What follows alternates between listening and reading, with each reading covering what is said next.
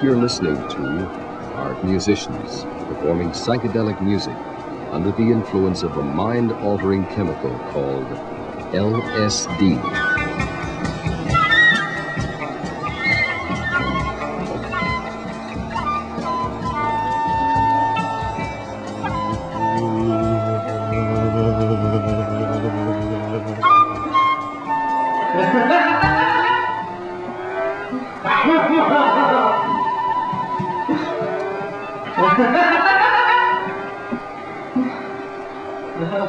What you're hearing now is the hysterical laughter of a young man shaken by a wild hallucination midway through an LSD trip.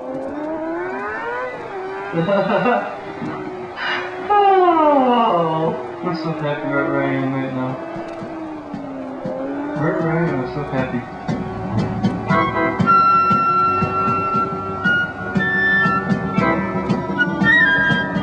Millions of Americans will illegally consume lysergic acid diethylene, commonly known as LSD, during the next 12 months. Such indiscriminate use of LSD, once solely intended for scientific research, has snowballed into a nationwide crisis. Teenagers prowl along the Sunset Strip in Los Angeles, high on the drug. Some of them chew the bark off trees and growl like dogs. They alternately writhe on the floor, screaming, cower in a corner, dreamily prop themselves against the walls. 10,000 thrill seekers attend a 3-day LSD festival in San Francisco, undulating to atonal music while experiencing way-out trances. LSD pushers openly sell the drug on dozens of college campuses. Adherents include corporation presidents, noted educators, a magazine publisher. But it's mostly unsupervised teenagers, the rebellious adolescents searching for identity, who embrace LSD and sound its praises. It was the most beautiful thing in the whole world. And then the paintings on the walls were dripping. Just, you could see the paint coming down like this, just like if somebody was hosing it off at the top and all the paint was running down to the floor. And it was so pretty. They were running. Just like they were melting. It was groovy. So that's the only hallucination I got.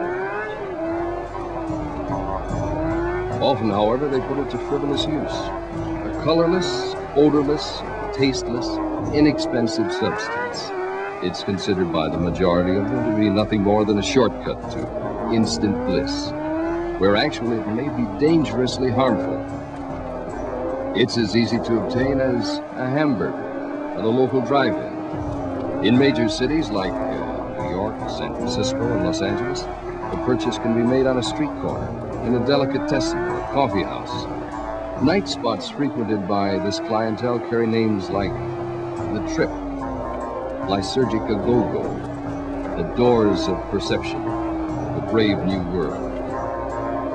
Members of the acid scene are no longer underground. Their widely dilated pupils are inevitably shielded from the light by dark glasses, whether the users are dropping caps while seated in the back of a motorcycle or languishing in a movie theater watching the Last Year at Marienbad or Juliet of the Spirits, surrealistic films which have heightened meaning for those who are turned on.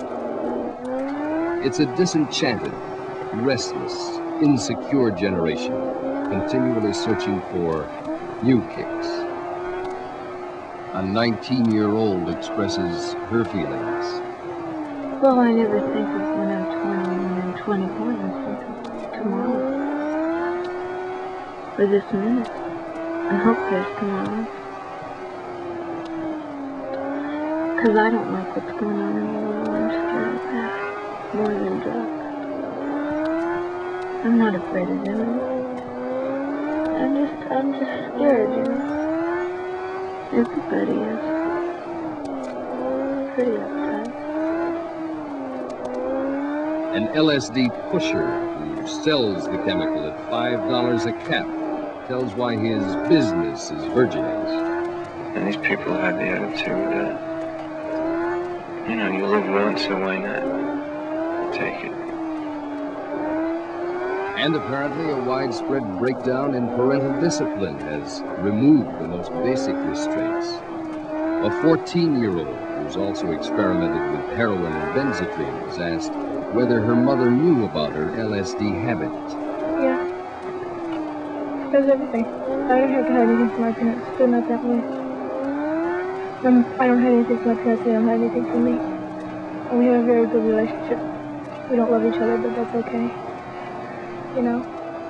The lack of love in the turbulent climate of the 60s, combined with the sensational publicity caused by the drug and its easy availability, have triggered the rampant psychedelic craze.